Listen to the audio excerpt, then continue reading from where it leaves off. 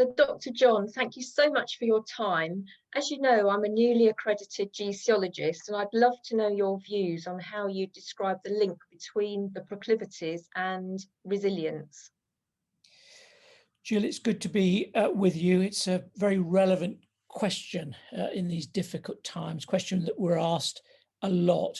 Now, I'm aware that some of our audience will know the GC Index framework, some not. We don't have time to explain it now. But my starting point is this: in order to think about resilience in teams or with individuals, it's always useful to understand what puts individuals under pressure, because we're all different in that regard. What might put you under pressure doesn't necessarily put me under pressure. And if we have insight into that, then we can help to build resilience in individuals and teams.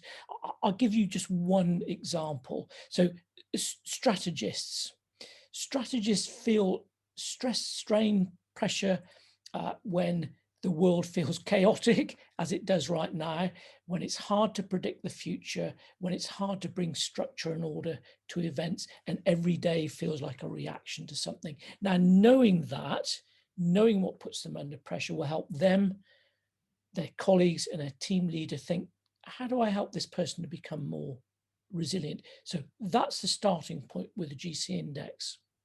Yeah, I can definitely relate to that.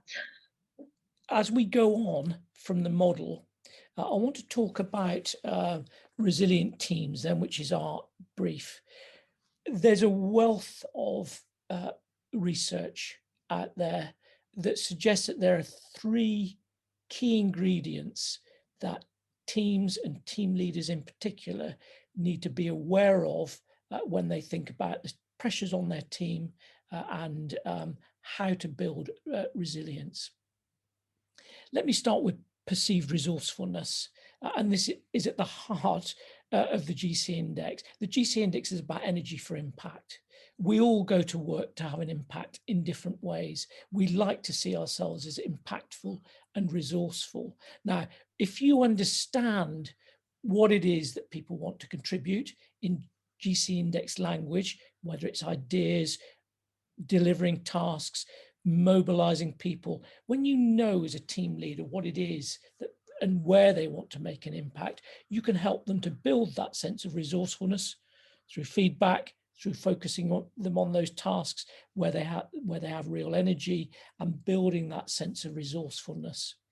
And collectively, you can't beat Henry Ford's quote here, and this ties us in a little bit to the notion of optimism and pessimism. If you think you can do a thing or think you can't do a thing, you're right. And it's all too easy to create within teams that climate of pessimism that we've probably all experienced that leads to a sense of gloom, which undermines our sense of both resourcefulness and capacity for impact. Team leaders need to watch out for that, but we'll summarize that a little in a moment. The other key ingredient is connectedness. This Martin Luther King quote is a little bit dramatic, but there's some truth in this, that people feel resilient, teams feel resilient when they're connected in two ways: connected to a common purpose, the shared goals, and when they're connected to each other in terms of interdependence. And the GC Index is a great language for people to think about how they complement each other.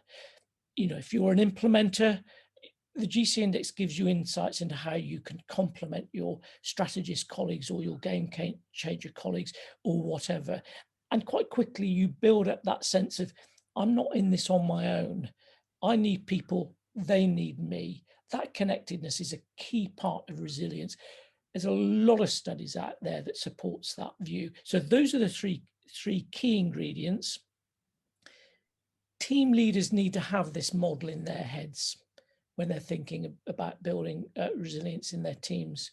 They need, as I said earlier, to create a climate within which people are focused on those things where they know that they can have an impact, and given the feedback that's affirming and that gives them a view that they're doing a good job. A team leader needs to watch out for the language in a team When does it start getting gloomy? When does it start getting pessimistic? Because pessimism is as contagious as optimism, but of course it's dangerous, and again, a wealth of research out there to support that. I would encourage team leaders when it comes to connectedness to give that ownership to the team, for them to be clear about how they can work with each other, how they can build complementary relationships in the team, and give them scope to shape their own future, to have some influence over common goals and objectives. But having this model in mind will help team leaders to do that. People are at their best when they feel that they can make an impact. They are at the most engaged and energized when they feel that they can make an impact. That's fundamental to resilience. Thank you, John. Really appreciate your time, and I'm sure it will give everybody lots of food for thought.